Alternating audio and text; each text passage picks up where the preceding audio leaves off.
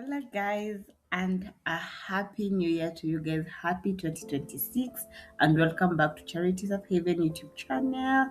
If you're watching this, chances are you're thinking of planning your year, right? And you're thinking, I want this year to be different. I know that is a cliche, but for me, I always feel like each year comes with a different aspect, and you're just thinking because I feel like you're maturing and you want your year to go right. Not the louder kind, because I feel like as you grow older, the loudness starts to irritate you. The busy, just pushing yourself to do things that don't make you happy. Yes. So today we're going to look at how to be more intentional. And this video is not about content creation alone, it's about work, life, um, growth, not setting realistic resolution, because I know that is what people are doing. You're in that loop of always creating new resolution every January and you actually don't do or accomplish it. You're going to talk about 10 planning skills to start your year right. And I'm going to focus on just every aspect of a healthy lifestyle. And by the end of this video, I want you to have a framework that you can actually use when you want to plan your year. Right, not just in January but your year long. So I'm going to classify them according to subtopics that we're going to talk about them. My name is Charity Onyonyi. I'm the founder of Charity Safe Haven. Today I'm wearing my Charity Safe Haven mentorship helpful hack. So bear with me and let's just continue enjoying this YouTube space. Please subscribe to my YouTube channel. Let's continue growing. Let's get to 200 subscribers the first quarter of the year. I really appreciate you guys so much.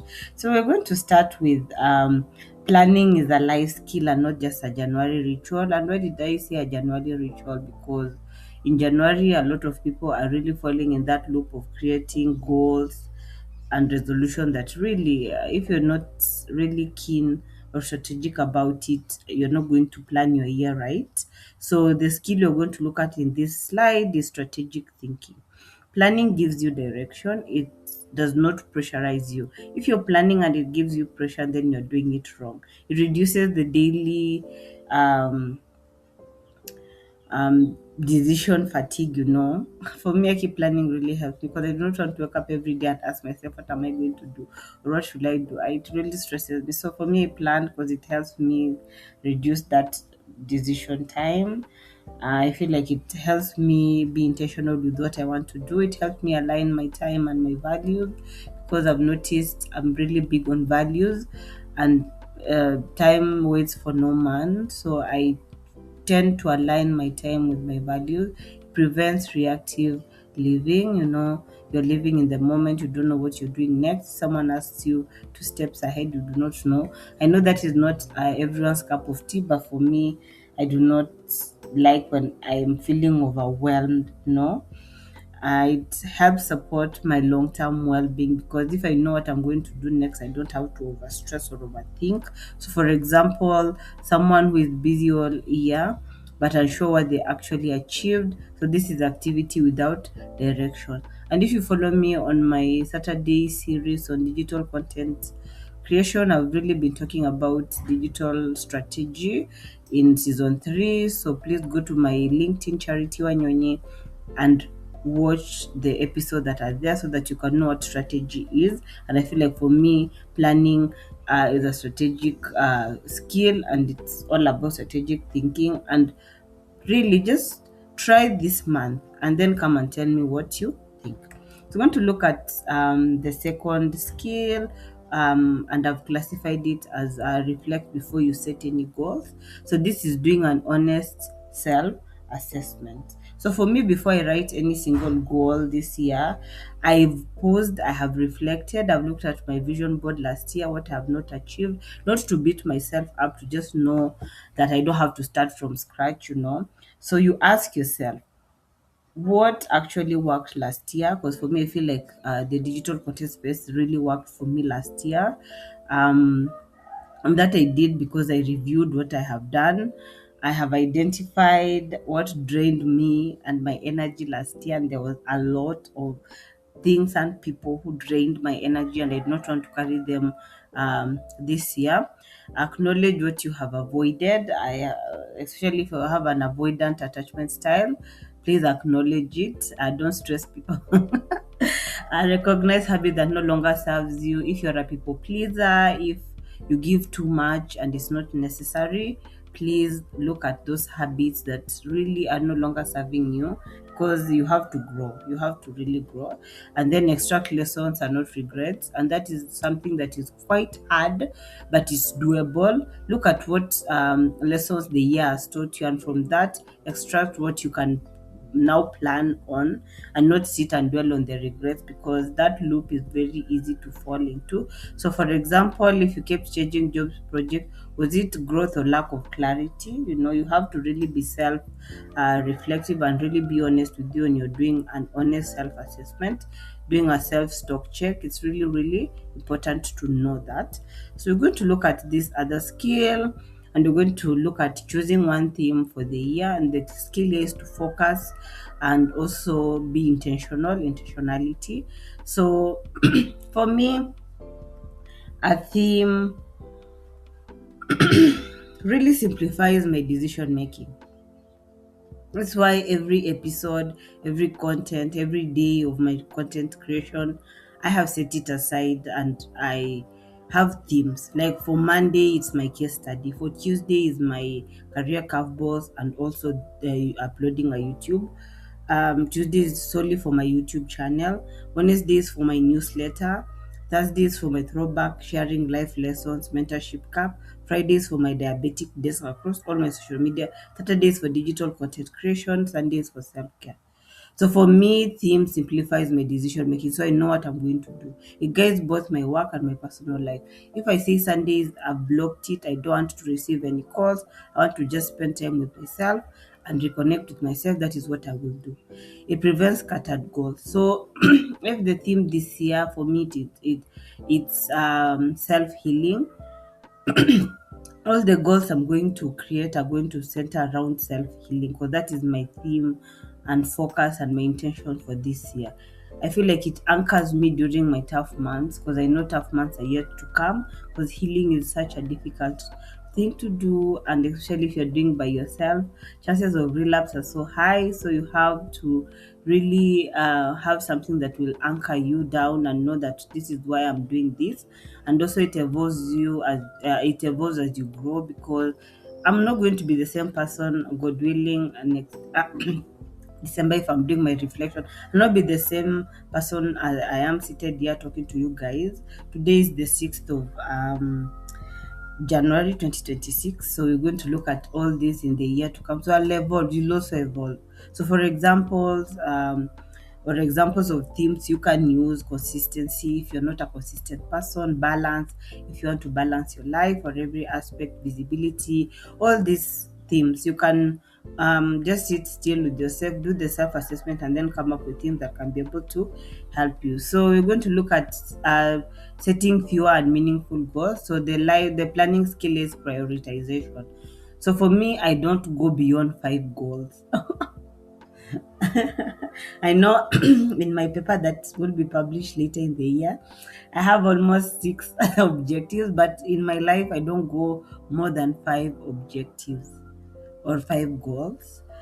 I pick areas that I feel like I need improvement, and from those areas is where I set the goals. Learning how to separate needs from wants. I have a call, that's why I keep on, so bear with me. Separate needs from wants. What you need, what you want are two different things.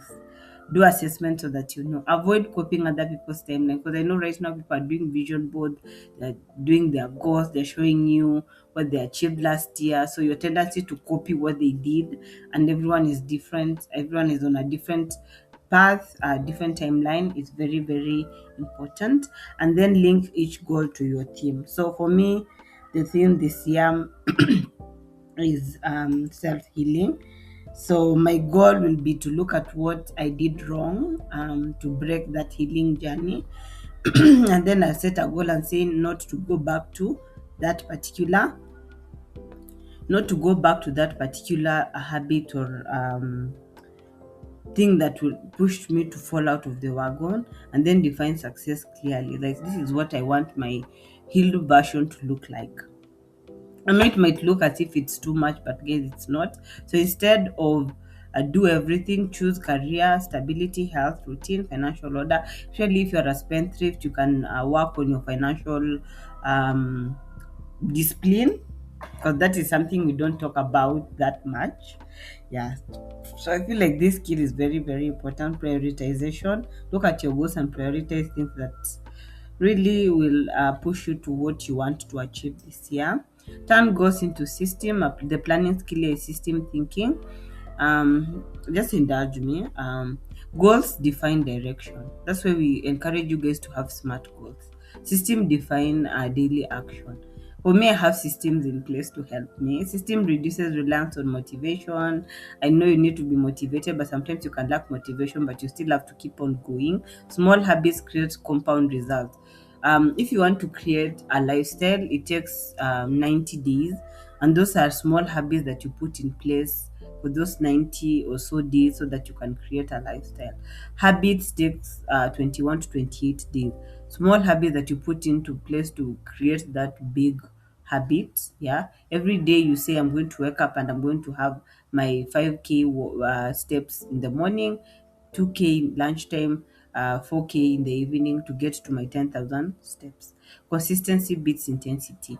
I know you're told to be intense, like do everything with all the energy we have, but for me, consistency doesn't mean to do too much. We'll talk about consistency later. So, for example, your goal is to improve your health. So, system involves a meal planning, movement, sleep routine, stress management, mental health, and all that. So, you have to look into that. So, I hope these slides will be able to help you just have a framework. It's not a must to do what I'm telling you guys to do, but this is what I use when I'm coming up with something that I feel like will work for me, and I felt like it worked for me last year. Planning seasons are not pressure. So the skill here is to long range planning, like plan with your long term goal in mind. So for me, what I do is I divide my years into quarters.